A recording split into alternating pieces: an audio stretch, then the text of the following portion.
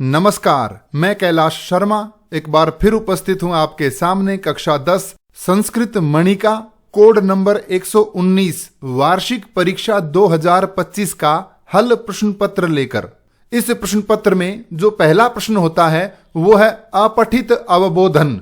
इसमें एक गद्यांश दिया जाता है जिसे हमें ध्यान से पढ़ना है। गद्यांश को पढ़ते हैं तो हम पाएंगे कि ये क्रीड़ा के महत्व यानी खेलों के महत्व पर आधारित है। इसे हमें ध्यान से पढ़ना है और इस पर आधारित प्रश्नों के उत्तर देने हैं। चलिए शुरुआत करते हैं। सबसे पहला जो प्रश्न दिया है एक पद में उत्तर, वो है स्वस्थस्य जीवनस्य कीदृशम अंगम अस्ति क्रीड़ा, यानी स्वस्थ जीवन का किस प्रकार का अंग है क्रीड़ा। तो गद्यांश की अंतिम पंक्ति में यहां पर दिया हुआ है अनिवार्यम अंगम, यानी अनिवार्य अंग है।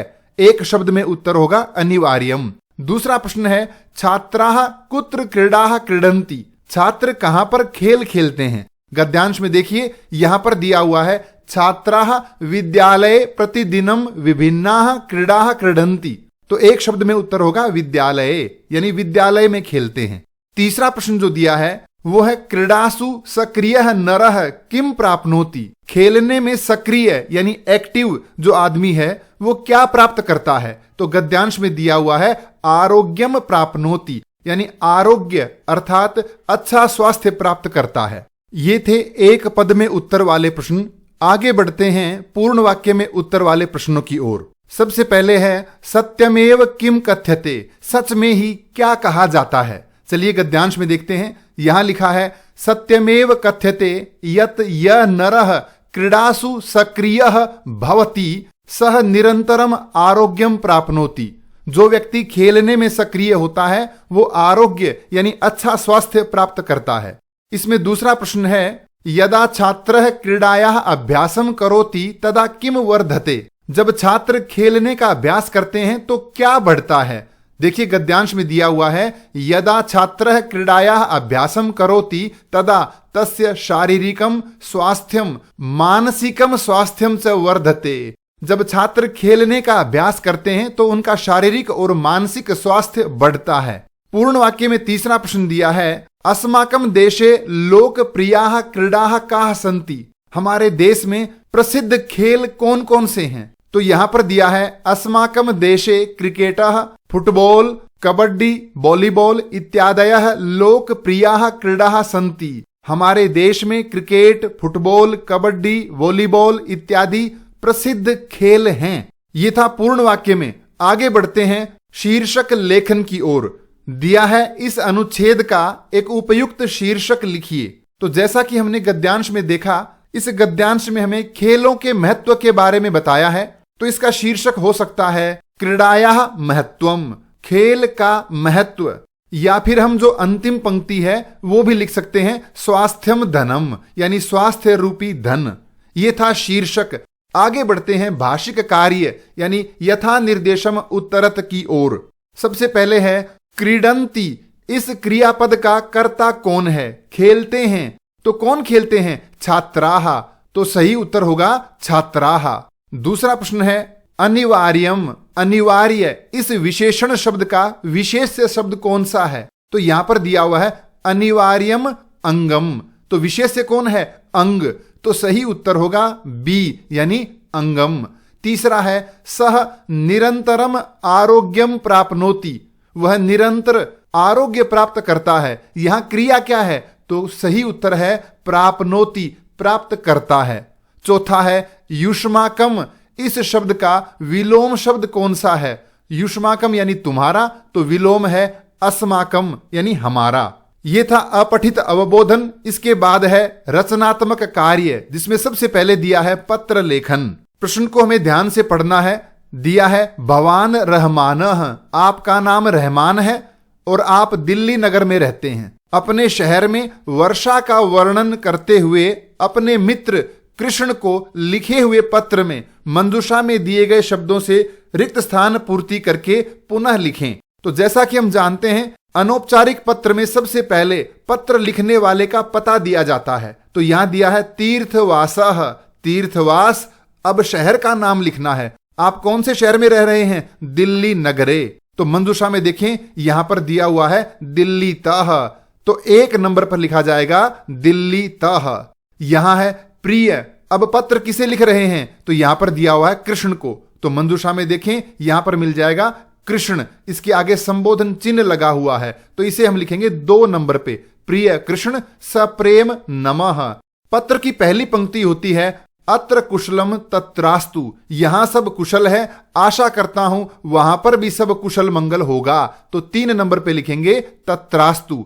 अहम इदानीम दिल्ली नगरे, मैं इस समय दिल्ली शहर में किसके बारे में लिख रहा हूं, वर्षा के विषय में, तो 4 नंबर पे लिखेंगे वर्षायाः विषये लिखामि, वर्षा के विषय में लिख रहा हूं।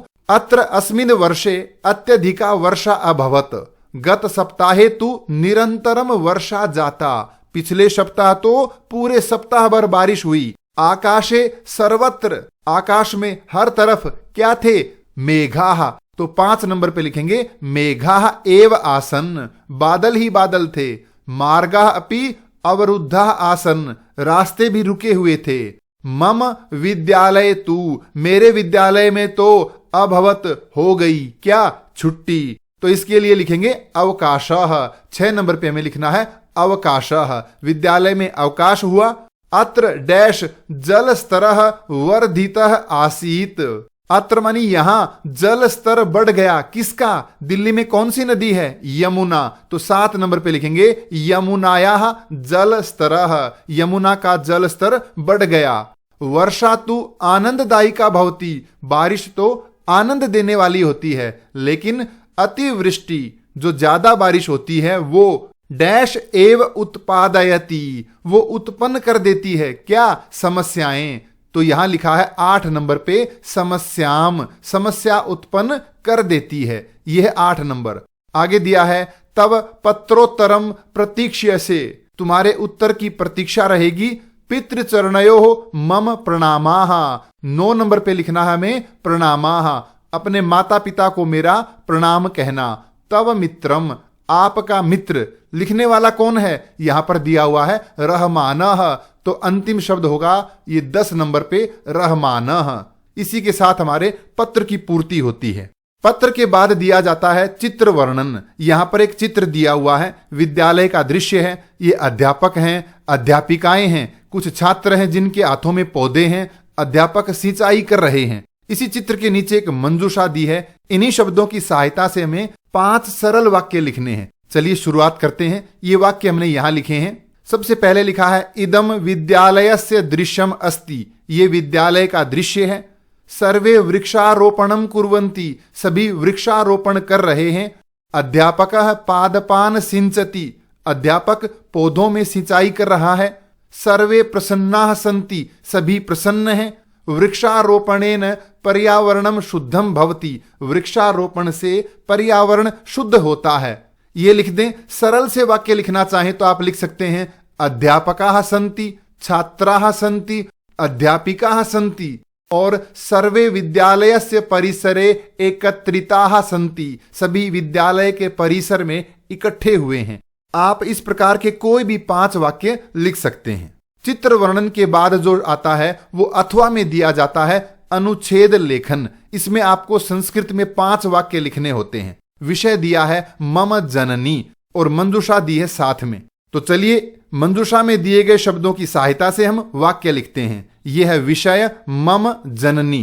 पहला जो वाक्य हमने बनाया है वो यहां दिया है मम जननी उत्तमा गृहिणी अस्ति, मेरी मां उत्तम गृहिणी है। आप यहां अपनी माता के बारे में लिख सकते हैं जो भी वो हैं, जैसे मम जननी अध्यापिका अस्ति इत्यादि। दूसरा है सा सर्वदा पूर्वम उत्तिष्ठति, वह हमेशा पहले उठती हैं। सा भोजनम पचति, वो भोजन पकाती हैं। सा सर्वम गृह कार्यम करोति, वो सारा घर का कार्य करती हैं। सा माम स्नेहेन पालयति, वो मुझे स्नेह से पालती हैं। या सा मई स्नेहयति, वो मुझसे बहुत प्रेम करती हैं, स्नेह करती हैं। ध्यान रहे ये सारे शब्द इस मंजूषा में दिए हुए हैं। तो ये था अनुच्छेद लेखन। इसके बाद हम आगे बढ़ते हैं कथा पूर्ति की ओर। कथा है एक वृक्ष के बारे में जो अपनी आत्मकथा कह रहा है। एकः वृक्षः स्व आत्मकथाम एक वृक्ष अपनी आत्मकथा कह रहा है तो इसे लिखेंगे कथयति, 1 नंबर पे। वो कहता है मम जन्म स्थानम एकम वनम अस्ति, 2 नंबर पे लिखेंगे वनम। मेरा जन्म स्थान एक वन था। प्रारंभे, पहले, अहम लघु एव आसम, मैं छोटा था, परंतु शनई शनई ही डैश जाता है, धीरे धीरे बड़ा हो गया। तो इसके लिए हम क्या लिखेंगे? उन्नतः, 3 नंबर पे, उन्नतः जातः। मम शाखाः, मेरी शाखाएं। अब शाखा का विशेषण शब्द है वो ढूंढना है। शाखाः इसी से मिलता जुलता है हरिताः, शाखाएं हरी हैं। पत्राणि च मनोहराणि आसन, और पत्ते बहुत सुंदर हैं। अहम श्रांता नाम, अब इसी से मिलता जुलता शब्द श्रांता नाम पथिका नाम, 5 नंबर पे लिखेंगे पथिका नाम। मैं थके हुए राहगीरों को आश्रय देता हूं। पक्षिणाम निवासः च अस्मि, और पक्षियों का निवास स्थान हूं।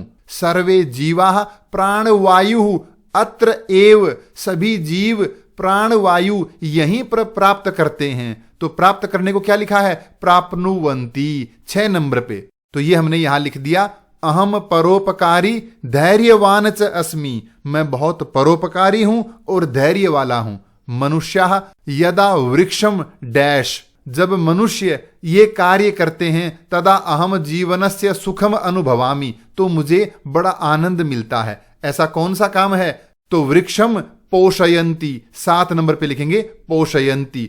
जब वृक्षों का पालन पोषण करते हैं तो मुझे आनंद आता है। अहम जनेभ्यः अभीष्टानि, मैं लोगों को इच्छित डैश यच्छामि, देता हूं। तो अभीष्टानि से मिलता जुलता शब्द क्या है? वस्तुनि, तो 8 नंबर पे लिखेंगे वस्तुनि, मैं इच्छित वस्तुएं देता हूं। मम जीवनम तु, मेरा जीवन तो डैश एव अस्ति, डैश किसके लिए है? अन्येभ्यः, तो 9 नंबर पे लिखेंगे हम अन्येभ्यः। परम लोभवशात मनुष्य है, लेकिन लालच के कारण कुछ व्यक्ति वृक्षम छित्वा, पेड़ को काटकर डैश एव करोति, क्या करते हैं? आत्महानिम, अपना ही नुकसान करते हैं। तो 10 नंबर पे आत्महानिम। वृक्षाणाम संरक्षणम एव जीवनम अस्ति, पेड़ों का संरक्षण करना ही जीवन है। यानी हमें पेड़ों की रक्षा करनी चाहिए, वृक्ष लगाने चाहिए और उनकी देखभाल भी करनी चाहिए। ये था कथा पूर्ति। आगे बढ़ते हैं हम संवाद पूर्ति की ओर। मैं आपकी सहायता के लिए मंजूषा को यहां पर लिख देता हूं। यह है मंजूषा। पहला वाक्य इसमें दिया है। छात्र कहता है महोदय नमो नमः, नमस्कार महोदय। तो अध्यापक क्या करेंगे? उसका उत्तर देंगे। तो उत्तर क्या होगा? ये वाला 1 नंबर पे लिखेंगे शुभ प्रभातम, किम सर्वम कुशलम, क्या सब ठीक है? तो छात्र कहता है श्रीमन अहम गृहम गंतुम इच्छामि, मैं घर जाना चाहता हूं। तो अध्यापक कहते हैं काचित समस्या अस्ति, कोई समस्या है क्या? अब आगे क्या लिखें? तो देखिए अगली पंक्ति में लिखा हुआ है मैं कार्य करने में असमर्थ हूं। तो कार्य करने वाली बात गुरु ने पूछी है। तो यहां पर देखिए तव कार्यम अपि अपूर्णम अस्ति, 2 नंबर पे हम ये वाला लिखेंगे कार्यम अपूर्णम अस्ति, तुम्हारा काम तो पूरा नहीं है। तो छात्र कहता है मैं समय पर कार्य नहीं कर पा रहा हूं क्योंकि मैं रुग्ण यानी बीमार हूं। तो अध्यापक कहते हैं रुग्ण असि, बीमार हो? तो फिर क्या करें? अगर बीमार हो तो यथा शीघ्रम गृहम गच्छ, तो जल्दी से आप घर जाओ। 3 नंबर पे हम ये लिखेंगे। तो छात्र कहता है यदि मैं घर जाऊंगा तो मेरे कार्य का नुकसान होगा, कार्य कैसे कर पाऊंगा? तो अध्यापक कहते हैं अहम जानामि, मैं जानता हूं, लेकिन त्वम स्वास्थ्यस्य महत्वम अपि अवबोधय, लेकिन तुम स्वास्थ्य के महत्व को भी समझो, यानी शरीर स्वस्थ रहना भी जरूरी है। तो 4 नंबर पे हमें ये लिखना है। तो छात्र कहता है धन्यवादः, अहम श्वः कार्यम कृत्वा अवश्यम तस्य निरीक्षणम कारयिष्यामि, मैं कल कार्य करके वो चेक करवा लूंगा। तो गुरु कहते हैं शुभ कामनाः शीघ्रम स्वस्थो भव, तुम जल्दी से स्वस्थ हो। 5 नंबर पर ये लिखेंगे। ये था संवाद पूर्ति। आगे बढ़ते हैं हम अनुप्रयुक्त व्याकरण की ओर। अनुप्रयुक्त व्याकरण में पहला प्रश्न है संधि और संधि विच्छेद। चलिए एक एक करके समझते हैं। पहला दिया है प्रिय छात्राः, संधि विच्छेद होगा प्रिय प्लस छात्राः। दूसरा है इति प्लस एतद, यण संधि है मिलकर बनेगा इत्येतद। तीसरा है दुष्ट बुद्धिस्तु, संधि विच्छेद होगा दुष्ट बुद्धि प्लस तु। चौथा है पितुः उपदेशेन, विसर्ग संधि है, विसर्ग से र बनेगा और मिलकर लिखा जाएगा पितुरुपदेशेन। पांचवा है निधन एक निष्ठम, वृद्धि संधि है, मिलकर बनेगा निधनैक निष्ठम। ये था संधि। आगे बढ़ते हैं हम समास की ओर। समास में पहला प्रश्न दिया है लोक यात्रा। लोक यात्रा यानी लोकस्य यात्रा, संसार की यात्रा। दूसरा है न पूर्वः यानी अपूर्वः, सही विकल्प है बी। आगे दिया है बकः च काकः च, द्वंद्व समास है, मिलकर बनेगा बक काकऊ। चौथा है विषादेन सहितम यानी सविषादम, ऑप्शन सी ये सही है, सविषादम। अंतिम है कृष्णार्जुनऊ। देखिए द्वंद्व समास के दो उदाहरण दे दिए हैं, तो इसमें क्या बनेगा कृष्णः च अर्जुनः च, विकल्प ए सही होगा। ये था समास आधारित प्रश्न। आगे बढ़ते हैं प्रकृति प्रत्यय की ओर। पहला है दिव्याम, मूल शब्द है दिव्या। कब बनेगा? जब दिव्य में टाप प्रत्यय लगेगा, तो दिव्य प्लस टाप। अगला है बुद्धि प्लस मतुप। अब मतुप में मान भी बनता है, मति भी बनता है, तो यहां पर जो शब्द है सा, ये स्त्रीलिंग है, तो सही उत्तर होगा बुद्धि मति, विकल्प डी। अगला दिया है समता। ता किसमें बचता है? तल में, तो सही विकल्प होगा सम प्लस तल। अगला है वर्ष प्लस ठक। ठक में क्या बचता है? इक, तो पर्व शब्द है नपुंसक लिंग, तो इसमें बनेगा नपुंसक लिंग का वार्षिकम। यह है सही विकल्प ए। इसका अंतिम प्रश्न है कीदृशी। इसमें ङीप प्रत्यय है, कीदृश प्लस ङीप, इसमें ई बचता है। प्रकृति प्रत्यय के बाद हम आगे बढ़ते हैं, जिसमें हमें वाच्य के अनुसार रिक्त स्थान पूरे करने हैं। दिव्या कहती है डैश किम खादसी। अब खादसी जो क्रिया है वो मध्यम पुरुष एक वचन की है, तो कर्ता कौन होगा? त्वम। एक नंबर पे लिखेंगे हम त्वम किम खादसी, तुम क्या खा रही हो। तो तारा कहती है मया फलम एव। अब मया कर्ता तृतीया है, फल में प्रथमा है और एक वचन है, तो क्रिया क्या होगी? खाद्यते। दो नंबर पे लिखा जाएगा खाद्यते, मेरे द्वारा फल खाया जा रहा है। तो दिव्या कहती है शोभनम, बहुत अच्छा। किम त्वया दुग्धम अपि पीयते, क्या तुम्हारे द्वारा दूध भी पिया जाता है, यानी दूध पीती हो।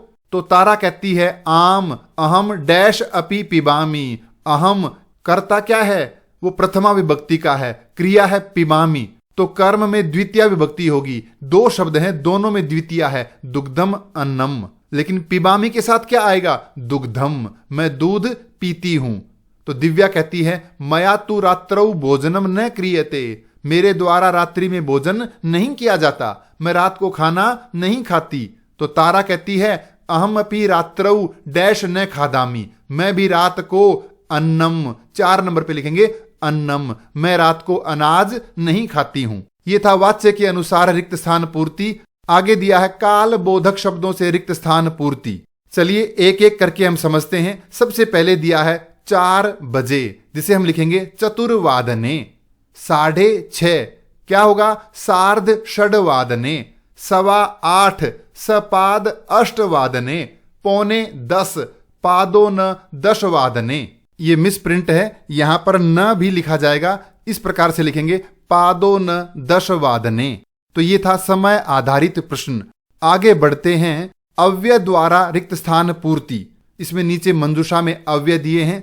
सबसे पहले दिया है धैर्यम लय समर्थम च, पहले पे लिखा जाएगा च। षडेते पाठकाः गुणाः, ये 6 पाठक के गुण होते हैं, ये आधी पंक्ति है, अव्यय इसमें आएगा च।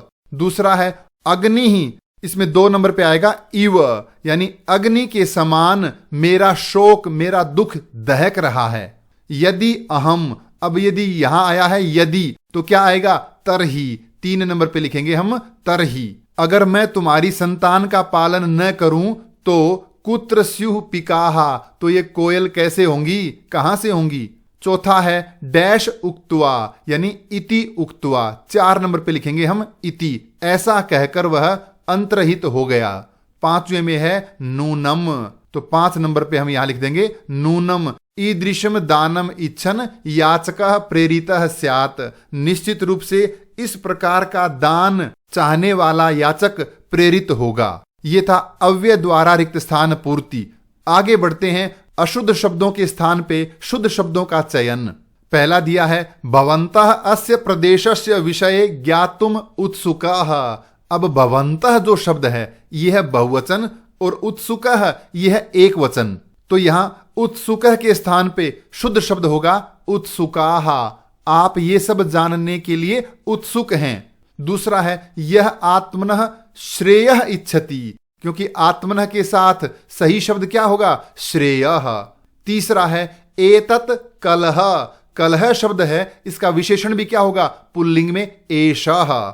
चौथा दिया है मुग्धा। अहम तु अतीव कर्तव्य परायणः। मैं तो बहुत कर्तव्य परायण हूं। ये तो सही है, लेकिन मुग्धा गलत है। कैसे? क्योंकि आकारांत स्त्रीलिंग शब्द है, संबोधन में बनेगा मुग्धे। जैसे हम माता के लिए कहते हैं हे माते, सीता के लिए हे सीते, तो मुग्धा को क्या कहेंगे? हे मुग्धे। तो सही विकल्प होगा डी, मुग्धे। आगे बढ़ते हैं हम पठित अवबोधन की ओर। पठित अवबोधन में सबसे पहले दिया है पठित गद्यांश। एक पद में उत्तर वाले प्रश्न देखते हैं। के प्राण त्राणाय इतस्ततः अधावन।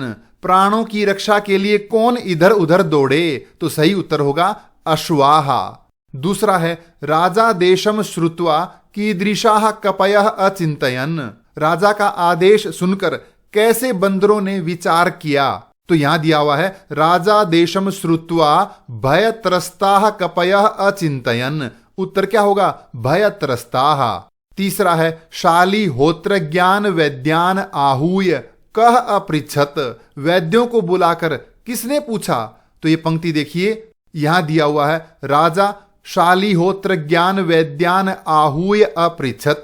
किसने पूछा? राजा ने। तो सही उत्तर होगा राजा। ये थे एक पद में उत्तर वाले प्रश्न। पूर्ण वाक्य में पहला है यदा अश्वाः प्राण त्राणाय अधावन तदा किम अभवत। जब घोड़े प्राणों की रक्षा के लिए इधर उधर दौड़े तो क्या हुआ? तो हम यहां प्रश्न की लाइन लिखेंगे यदा अश्वाः प्राण त्राणाय अधावन तदा, इतना लिख करके लिखेंगे तेषु केचिद दग्धाः। उनमें से कुछ जल गए, केचिद अर्ध दग्धाः, कुछ आधे जले, केचन च पंचत्वम गताः, और कुछ मारे गए। ये है पहले का उत्तर। दूसरा है कपयः किम अचिंतयन्। बंदरों ने क्या सोचा? तो देखिए यहां लिखा हुआ है कपयः अचिंतयन् हा हताः वयम। ओहो हम मारे गए। अवधीरिताः अस्माभिः गुरुजनोपदेशाः। हमने अपने गुरु, अपने स्वामी, हमारे नेता की बातों को अनदेखा कर लिया, उनकी बातें नहीं मानी। यह है दूसरे का उत्तर। तीसरा प्रश्न इसमें दिया है राजा किमर्थम वैद्यान आहूय अपृच्छत। राजा ने वैद्यों को बुलाकर क्यों पूछा? किस कारण से वैद्यों को बुलाया? तो जैसा कि हमने गद्यांश पढ़ा, घोड़े आग से जल रहे थे, उनकी रक्षा के लिए राजा ने वैद्यों को बुलाया। तो हम लिख सकते हैं अश्वानाम रक्षार्थम। चलिए इसको सरल वाक्य में लिख के दिखाता हूं। देखिए यहां दिया है राजा अश्वानाम रक्षार्थम वैद्यान आहूय अपृच्छत। राजा ने घोड़ों की रक्षा के लिए वैद्यों को बुलाकर पूछा। तो यह था पूर्ण वाक्य में तीसरा प्रश्न। इसके बाद आगे बढ़ते हैं निर्देशानुसारम उत्तरता। पहला है अश्वाः। इस कर्तृपद का क्रियापद क्या है? तो गद्यांश में देखिए अश्वाः के साथ क्या दिया है? अधावन। तो एक शब्द में उत्तर होगा अधावन, यानी दौड़े। दूसरा प्रश्न दिया है हयशालाम। इस शब्द का विशेषण पद क्या है? हयशाला यानी अस्तबल, तबेला। तो चलिए इस शब्द को देखते हैं। यहां दिया हुआ है दग्धाम अश्वशालाम। तो अश्वशाला विशेष्य और विशेषण है दग्धाम। सही उत्तर होगा दग्धाम। तीसरा प्रश्न इसमें दिया है वानराः। इसका पर्यायवाची शब्द ढूंढ कर लिखिए। तो गद्यांश में क्या आया है? कपयः। तो सही उत्तर होगा कपयः। यह तीसरे का उत्तर। इसी के साथ हमारा पठित गद्यांश पूरा होता है। आगे बढ़ते हैं पठित पद्यांश की ओर। इसमें एक पद में दिया है कोशः कीदृशः अस्ति। खजाना कैसा है? तो उत्तर होगा अपूर्वः। दूसरा है कोशस्य क्षयः कस्मात् भवति। खजाने की हानि किससे होती है? तो यहां दिया है क्षयम आयाति संचयात, तो कस्मात के स्थान पे हम क्या लिखेंगे? संचयात। दूसरे का उत्तर है ये। तीसरा है सरस्वत्याः कः अपूर्वः अस्ति, सरस्वती का क्या अपूर्व है? तो कोशः यानी खजाना, तो तीसरे का उत्तर होगा कोशः। अगर आप कोशो ये लिख देंगे तो भी सही माना जाएगा। एक पद के बाद हम पूर्ण वाक्य की ओर आगे बढ़ते हैं। पहला दिया है कस्याः कोशः अपूर्वः विद्यते, किसका खजाना अपूर्व है? तो देखिए यहां दिया हुआ है सरस्वत्याः, अब केवल यहां लिख दें कोशः। प्रश्न की पंक्ति यहां क्या है? कस्याः कोशः, तो हम ये शब्द लिख सकते हैं सरस्वत्याः बस, और पूरी पंक्ति ये लिखेंगे सरस्वत्याः कोशः अपूर्वः विद्यते। या फिर हम तीसरे प्रश्न में ये जो दिया है भारत्याः कोशः, ये भी लिख सकते हैं सरस्वत्याः कोशः अपूर्वः विद्यते या भारत्याः कोशः अपूर्वः विद्यते, दोनों सही हैं। दूसरा है कोशः कदा वृद्धिम आयाति, खजाना कब बढ़ता है? तो यहां दिया हुआ है व्ययतो वृद्धिम आयाति, ये पंक्ति लिख देंगे तो बिल्कुल सही है, यानी खर्च करने पर बढ़ता है। ये था दूसरे का उत्तर। तीसरा है भारत्याः कोशः कथम अपूर्वः अस्ति, सरस्वती का खजाना किस प्रकार अपूर्व है, अनोखा है। क्यों? क्योंकि ये खर्च करने पर बढ़ता है और इकट्ठा करने पर घटता है। चलिए इसे एक वाक्य में लिखकर देखते हैं। तो हम लिखेंगे भारत्याः कोशः अपूर्वः अस्ति, सरस्वती का खजाना अनोखा है। ये आएगा यतो ही, यतो ही अयम व्ययतो वृद्धिम आयाति, खर्च करने पर बढ़ता है, संचयात च क्षयम आयाति, और इकट्ठा करने पर घट जाता है, नष्ट हो जाता है, इसलिए ये खजाना अनोखा है। पूर्ण वाक्य के बाद हम आगे बढ़ते हैं निर्देशानुसारम उत्तरत की ओर। पहला है कोशः इति कर्तरी पदस्य क्रियापदम किम, जहां कोशः आया है खजाना, उसका क्रियापद क्या है? तो कोशः विद्यते, पहले का उत्तर होगा विद्यते। दूसरा प्रश्न दिया है अयम, इस शब्द का विशेष्य पद कौन सा है? तो अयम क्या है? कोशः, तो विशेष्य होगा कोशः। इसको हम इस प्रकार से लिख सकते हैं कोशः, पहला था विद्यते। तीसरा प्रश्न दिया है, यहां पर देखिए निधि ही यानी खजाना, इसका पर्यायवाची पद कौन सा आया है यहां इस श्लोक में? तो उत्तर होगा कोशः। तो हमने तीनों उत्तर यहां लिखे हैं विद्यते, कोशः और तीसरे का भी है कोशः। ये था पठित पद्यांश। इसके बाद हम आगे बढ़ते हैं पठित नाट्यांश की ओर। पहला दिया है बकः मौनम धृत्वा कान भक्षयति, बगुला मौन होकर किसको खाता है? देखिए यहां पर दिया है मौनम धृत्वा वराकान मीनान अधिगृह्य क्रूरतया भक्षयसी, यानी मीनान भक्षयति, उत्तर होगा मीनान। दूसरा है केन मयूरः पक्षी राजः कृतः, किसके द्वारा मोर को पक्षियों का राजा बनाया गया? उत्तर होगा विधात्रा, यानी विधाता भगवान के द्वारा। तीसरा है कस्य नृत्यम तु प्रकृतेः आराधना, किसका नृत्य प्रकृति की आराधना है? तो यहां दिया है मम नृत्यम तु प्रकृतेः आराधना, मेरा नृत्य, मेरा नाच प्रकृति की आराधना है, पूजा है। हम उत्तर मम नहीं लिख सकते, किसका नृत्य है ये? मयूर का, मोर का, तो हम लिखेंगे मयूरस्य। कस्य के स्थान पे क्या लिखेंगे? मयूरस्य। एक शब्द में उत्तर होगा। एक पद के बाद है पूर्ण वाक्य में उत्तर। पहला है सर्प भक्षकः कः अस्ति, सांपों को खाने वाला कौन है, किसके लिए कहा है? तो यहां पर देखिए कौवा मोर को कह रहा है हे सर्प भक्षक।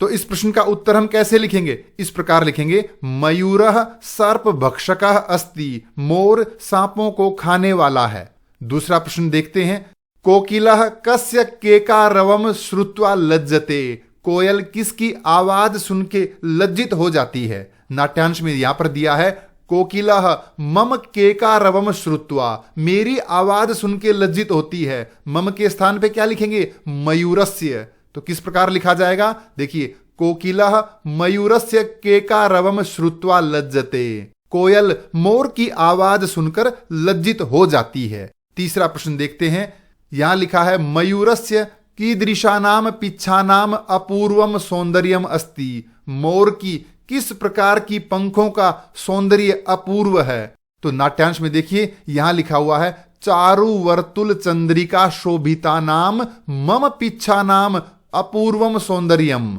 ये भी लिख सकते हैं या सरल वाक्य बनाकर लिखें तो ये होगा मयूरस्य चारु वर्तुल चंद्रिका शोभिता नाम पिच्छा नाम अपूर्वम सौंदर्यम अस्ति। सुंदर चंद्रमा की तरह से सुशोभित पंखों का सौंदर्य अपूर्व है। ये था पूर्ण वाक्य में तीसरा। इसके बाद है निर्देशानुसारम उत्तरत। पहला है पक्षाणाम, इसका पर्यायवाची क्या है, यानी पंखों का। ऐसा शब्द कौन सा आया है, तो यहां पर दिया हुआ है पिच्छा नाम, तो उत्तर होगा पिच्छा नाम। दूसरा प्रश्न यहां दिया है लज्जते, इस क्रियापद का कर्ता कौन है। लज्जित होता है या होती है, कौन होती है, कोकिलः, कोयल होती है। तो एक शब्द में उत्तर होगा कोकिलः। निर्देशानुसारम में तीसरा प्रश्न दिया है वराकान, इस शब्द का विशेष्य पद हमें ढूंढना है। वराकान यानी बेचारी। चलिए नाट्यांश में देखते हैं बेचारी किन्हें कहा है। देखिए वराकान मीनान, तो सही उत्तर होगा मीनान, बेचारी मछलियों को। तो तीसरे का उत्तर हम लिखेंगे मीनान। ये था पठित नाट्यांश।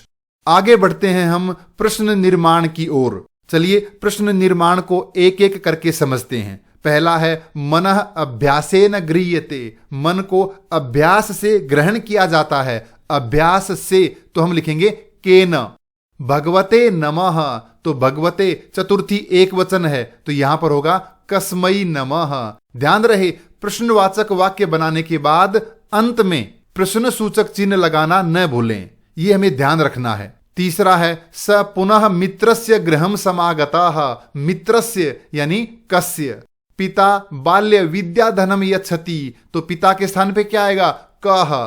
अगला है देवानाम अपि देवः मोपिन इति कथ्यते, देवताओं का भी देवता, तो देवा नाम षष्ठी बहुवचन में बनेगा केशाम। अंतिम है मेषः दाह वेदनया भूमौ लुठति, जमीन पर लौटता है, तो हम पूछेंगे कुत्र लुठति, कहां लौटता है। यह था प्रश्न निर्माण। इसके बाद हम आगे बढ़ते हैं यहां पर अन्वय पूर्ति की ओर। अन्वय पूर्ति में यहां श्लोक दिया है, यहां पर मंजूषा। चलिए शुरुआत करते हैं। श्लोक है क्रोधाद भवति सम्मोह, तो सम्मोह किससे होता है, क्रोध से। एक नंबर पे लिखेंगे क्रोधात। सम्मोह भवति, यहां पर क्रोधात। इसके बाद है सम्मोहात डैश भवति, तो सम्मोहात क्या होता है, स्मृति विभ्रम। दो नंबर पे हम लिखेंगे स्मृति विभ्रम। स्मृति भ्रंशात, देखिए स्मृति भ्रंशात क्या होगा, बुद्धि नाशः, तो हम तीन नंबर पे लिखेंगे बुद्धि नाशः। डैश बुद्धि नाशात प्रणश्यति, तो प्रणश्यति यहां दिया हुआ है, यहां आएगा बुद्धि नाशात चार नंबर पे। अन्वय पूर्ति के बाद आता है भावार्थ पूर्ति। इसमें भी एक श्लोक दिया जाता है, नीचे मंजूषा है। चलिए भावार्थ पूर्ति की शुरुआत करते हैं। किसके बारे में यह श्लोक है, मंत्री के बारे में, तो हम भावार्थ लिखेंगे यह मंत्री। एक नंबर पे आएगा मंत्री। जो मंत्री यानी परामर्शदाता संभाषणे डैश कैसा, कुशलः, चतुर होता है, तो दो नंबर पे लिखेंगे कुशलः भवति। यह धैर्यवान च भवति, और धैर्यवान होता है। यह च डैश अपि निर्भयः, जो सभा में भी निर्भय होता है। सभा के लिए क्या आया है, परिषद, तो तीन नंबर पे लिखेंगे परिषदी, सभा में निडर होता है। सह अन्यई कदापि न डैश तिरस्क्रियते, चार नंबर पे लिखा जाएगा तिरस्क्रियते। ये था भावार्थ पूर्ति। इसके बाद हम आगे बढ़ते हैं प्रसंगानुकूलम उचित अर्थ चयनम। पहला है अम्भोज। अम्भोज किसे कहते हैं, कमल को, सही उत्तर होगा कमलम। दूसरा है दैव गति ही, भाग्य की गति, सही उत्तर है सी भाग्य विलासः। तीसरा दिया है शाली चूर्णम, चावल का आटा, सही विकल्प होगा ए अक्षत चूर्णम। चौथा है शैलाह यानी पर्वत, सही विकल्प होगा डी पर्वताह। इसमें आगे दिया है पांचवा प्राक, प्राक मानी पहले, तो सही विकल्प होगा सी पूर्वम। ये था प्रसंगानुकूलम अर्थ चयनम। अंतिम प्रश्न होता है कथा पूर्ति। मंजूषा में दिए गए शब्दों से हमें ये कहानी पूरी करनी है। कहानी है एकदा स्वपुण्यानाम फलैहि बोधिसत्वः शिवीनाम राजा अभवत। सह अति विनम्रः डैश च आसीत, विनम्र था और क्या था, बुद्धिमान। एक नंबर पे लिखेंगे हम बुद्धिमान च आसीत। प्रजा कल्याणार्थम स सर्वत्र डैश निर्माणम अकरोत। उसने सभी जगह क्या बनवाए थे? दानशाला। तो 2 नंबर पे क्या लिखेंगे? दानशाला नाम निर्माणम अकरोत, दानशालाओं का निर्माण किया। एतासु दानशालासु, इन दानशालाओं में डैश आगत्य अभिष्टानि वस्तुनि लभन्ते स्म, अपनी इच्छित वस्तु पाते थे। कौन मांगने आते थे? मांगने वाले। क्या है? अर्थिनः। 3 नंबर पे लिखेंगे अर्थिनः। डैश राजा दानशालासु विचरन संतुष्टा नाम, राजा से पहले लिखेंगे एक दा, यानी एक बार। 4 नंबर पे होगा एक दा, एक बार राजा वहां घूमते हुए संतुष्ट। अब संतुष्टा नाम इसी से मिलता जुलता लिखेंगे याचका नाम। संतुष्ट हुए याचकों की विरल संख्या देखकर दुखी हुआ, यानी मांगने वाले लोग कम हो गए। राजा स्वशरीरस्य दानम कर्तुम डैश अकरोत, राजा ने अपने शरीर का दान करने के लिए डैश अकरोत, क्या किया? निश्चय किया। तो 6 नंबर पे हम लिखेंगे निश्चयम अकरोत। एतत ज्ञात्वा, यह जानकर, सर्वे एव, सभी लोग, डैश संजाताः, हो गए। क्या हो गए? व्याकुलाः। 7 नंबर पे लिखेंगे व्याकुलाः। तस्य दानशीलताम परीक्षितुम, उसकी दानशीलता, दान देने की भावना को परखने के लिए डैश तत्र आगच्छत, वहां कौन आया? इंद्रः। 8 नंबर पे होगा इंद्रः। ये था मंजूषा द्वारा कथा पूर्ति। प्रिय विद्यार्थियों, इस प्रश्न पत्र से संबंधित कोई भी प्रश्न हो तो कृपया कमेंट्स में लिखकर अवश्य पूछें। धन्यवाद।